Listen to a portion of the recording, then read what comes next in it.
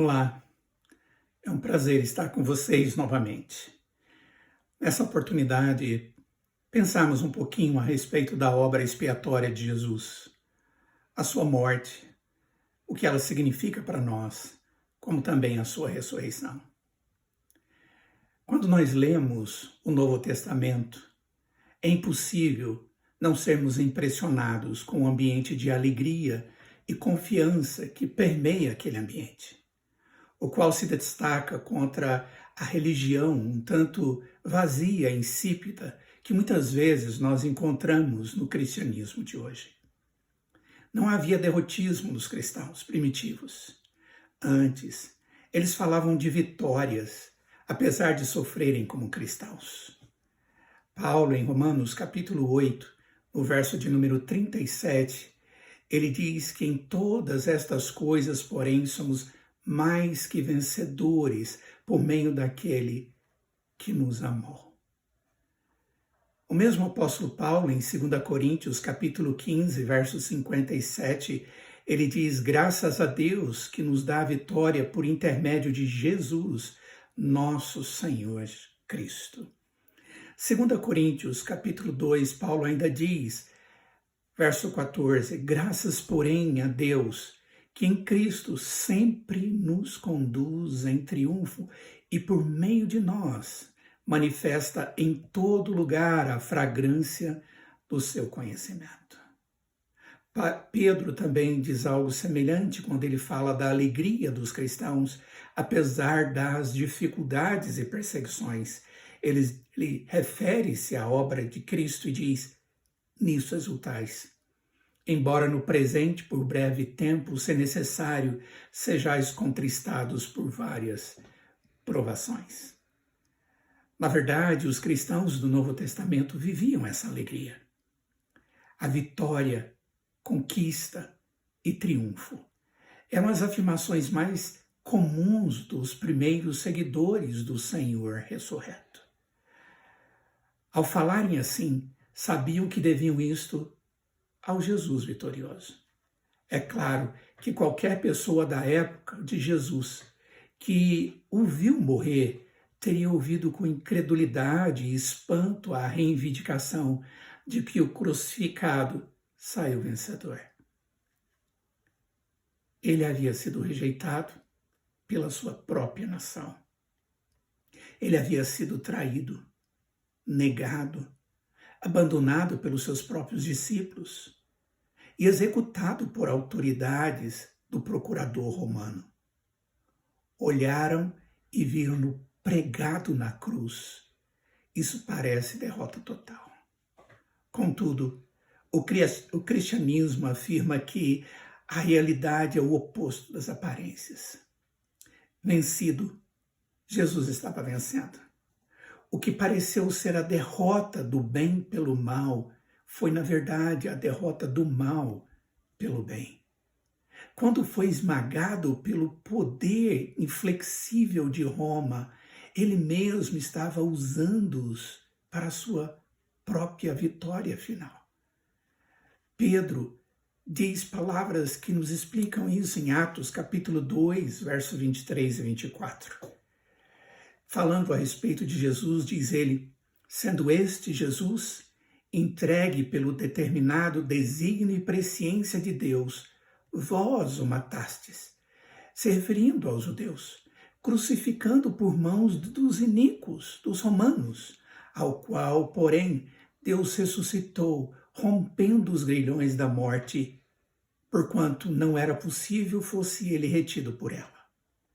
A vítima era o vencedor, e a cruz ainda é o trono do qual ele governa o mundo.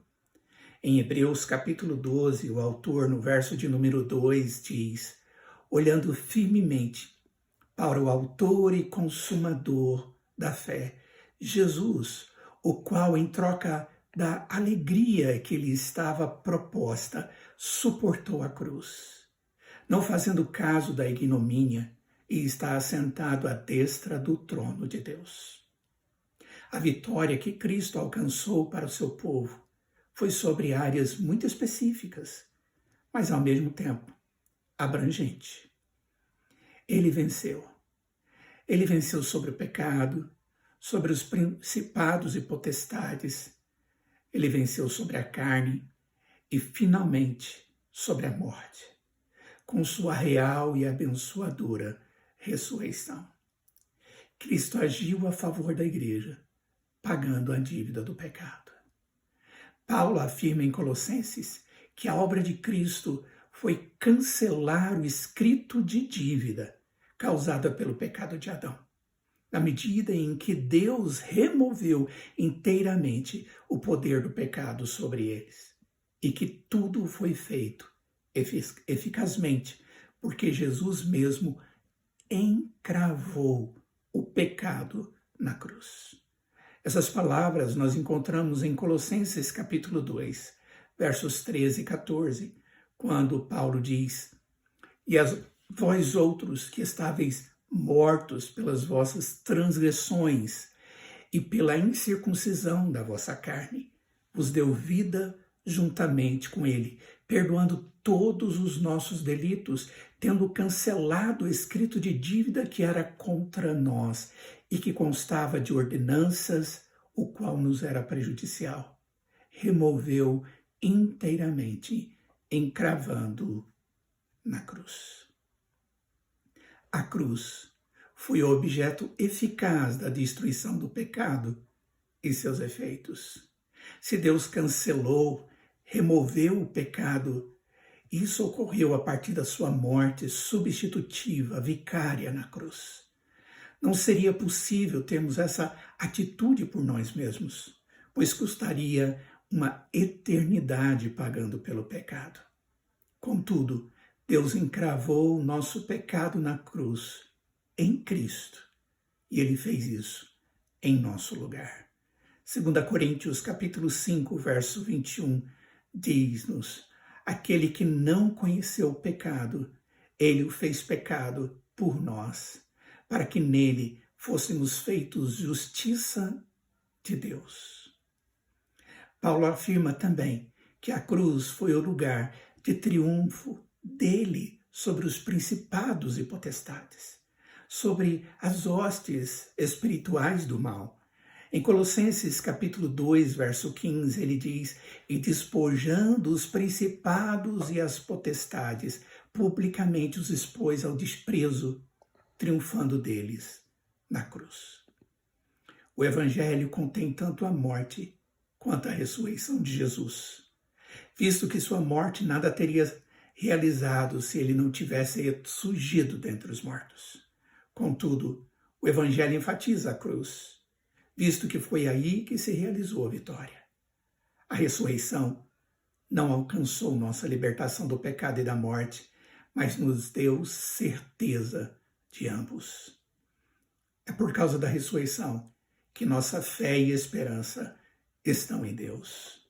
Em Colossenses capítulo 3, verso 1 até o verso 3, Paulo diz: "Portanto, se fostes ressuscitados juntamente com Cristo, buscai as coisas lá do alto, onde Cristo vive, assentado à direita de Deus. Pensai nas coisas lá do alto, não nas que são aqui da terra, porque morrestes e a vossa vida está oculta juntamente com Cristo em Deus."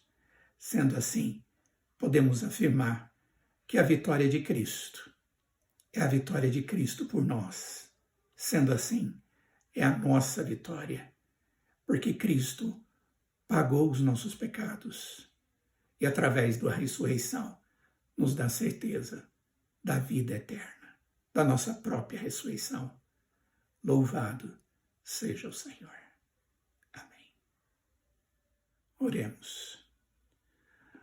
Ó Deus, nós te louvamos, ó Pai, por tamanho amor, tamanha misericórdia, tamanha bondade do Senhor, ao enviar o seu Filho e assim cumprir a promessa redentiva que nós olhamos em todo o Antigo Testamento.